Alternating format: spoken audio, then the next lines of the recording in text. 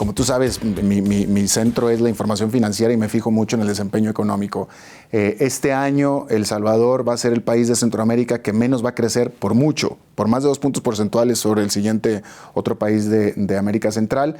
Pero siempre ha sido así durante los últimos años, inclusive el de tu presidencia. En el 2002 El Salvador creció 1.9%, en el 2013 1.7%, en el 2014 todavía no se tienen las cifras, pero evidentemente también no creció menos del 2%.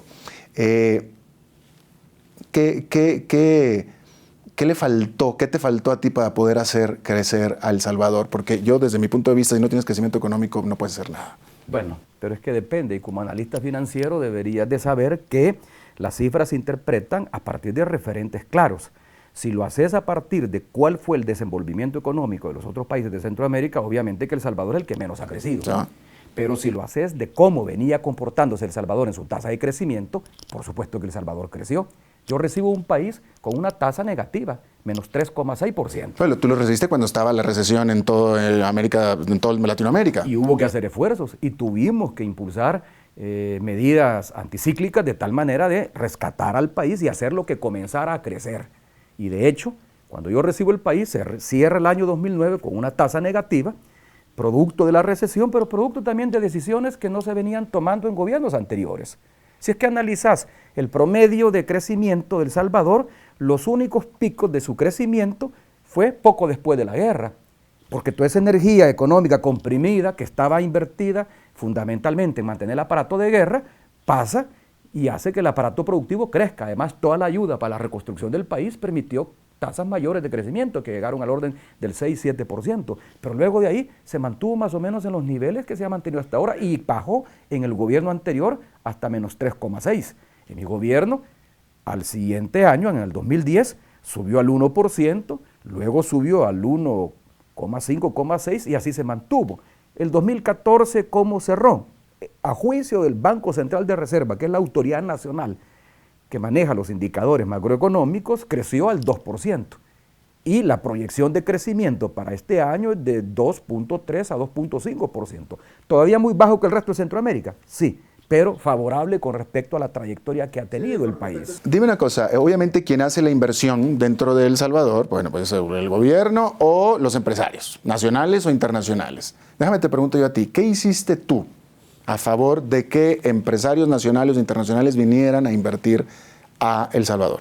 Certeza jurídica, no les cambiamos las reglas del juego, aprobamos a iniciativa del gobierno, por supuesto es la Asamblea Legislativa, el Congreso salvadoreño quien aprueba, pero nosotros teníamos iniciativa de ley, se aprobaron un conjunto de leyes que permitieron modernizar la economía y además de eso, se intentó también construir una relación diferente con las cámaras empresariales. Ahora, lo que pasa es que las cámaras empresariales terminaron enfrentándose al gobierno porque nunca estuvo de acuerdo con la política social del gobierno. La consideraron despilfarro. Yo no la vi así, ni mi equipo más cercano a nivel del Gabinete Económico Social lo veíamos así.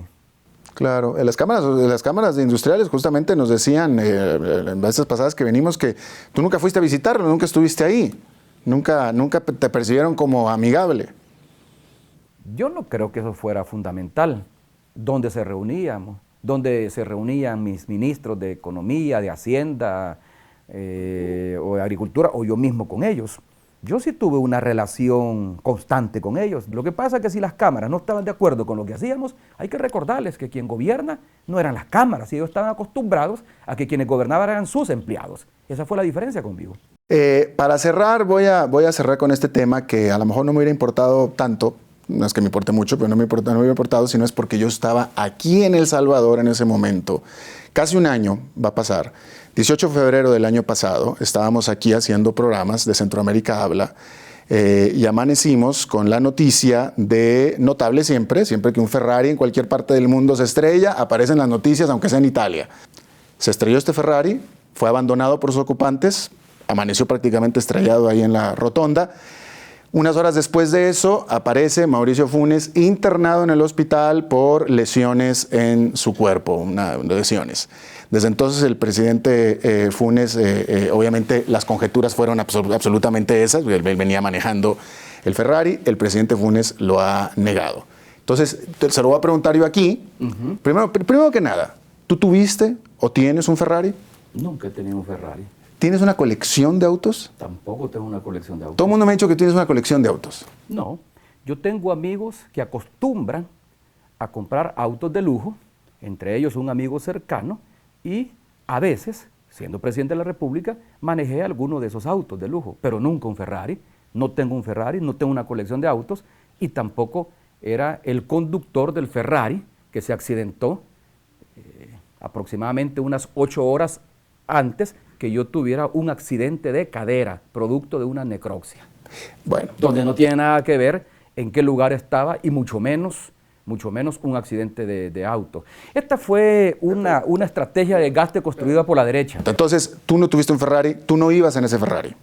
No, yo no iba en ese Ferrari porque para comenzar el dueño del Ferrari ya apareció, es un integrante de una familia, de la familia vinculada, CRIT, que tengo que decir una cosa, a TAC. yo se los pregunté a los CRIT dicen, aceptan ellos efectivamente que el del Ferrari era uno de los miembros de la familia, pero mis fuentes me siguen insistiendo en que tú ibas ahí. Entonces tus fuentes están equivocadas. Bueno, ok, perfecto. Porque Entonces, si la familia CRIT te acepta que el Ferrari es de ellos y quien lo manejó acepta que él fue quien lo invistió y tiene testigos que lo vieron corriéndolo, entonces si tus fuentes te dicen, no, el presidente fue el dueño de ese Ferrari o él iba ahí, entonces tus fuentes están equivocadas. hay un testigo que aparece en la prensa, un testigo que te vio, bueno, que dice que te vio a ti. ¿En qué prensa? No hay ningún testigo. La prensa nunca presentó testigos. Lo leí en el Faro. En el diario.1 y ese fue un testigo construido lamentablemente, por la que fue vicepresidenta de la República de Elías Antonio Sacra, que ahora es diputada por San Salvador, por el Partido Arena, el que hoy está buscando una candidatura a diputado y que en ese momento era uno de los altos dirigentes del Partido Arena, y un periodista de CNN en español, que había venido en ese entonces, Fernando El Rincón, a hacer entrevistas, y entre ellos tres construyeron, junto con este periódico digital, Diario.1, la idea de que había un tipo que me vio bajarme del vehículo y que al mismo tiempo vio que mis guaruras, como les dijeron ellos, mi seguridad, me llevaron a una camioneta blindada y de ahí me llevaron sin rumbo desconocido. Es el único medio que lo ha mencionado, y luego yo platiqué con el director del medio y me dijo que esa fue una construcción que deliberadamente hicieron porque buscaban matar al mensajero. ¿Qué mensajero? El mensajero de los mensajes de corrupción de los gobiernos de Arena, que había sido yo, en la medida en que afectaban mi credibilidad, afectaban el contenido del mensaje. Platícanos de la herida con la que llegaste al hospital ese mismo día. Llegué producto de una quebradura en 2 partes de la cadera y del fémur por una necropsia que venía padeciendo un año atrás y que fue diagnosticada, curiosamente, por un patólogo que es tío, pariente cercano de uno de los que promovieron esa denuncia en mi contra.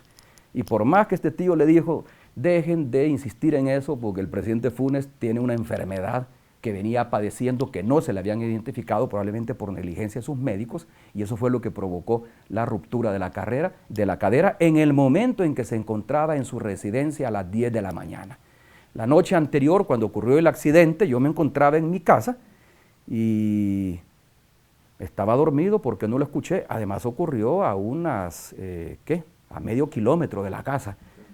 Entonces lo demás fue una ficción construida por los medios de comunicación. Perdóname, pero así como hay presidentes que se enriquecen ilícitamente y son investigados y acusados de corrupción, como el caso del presidente Flores, también hay periodistas que manipulan la información, y eso tú bien lo sabes, y tienen fuentes falsas.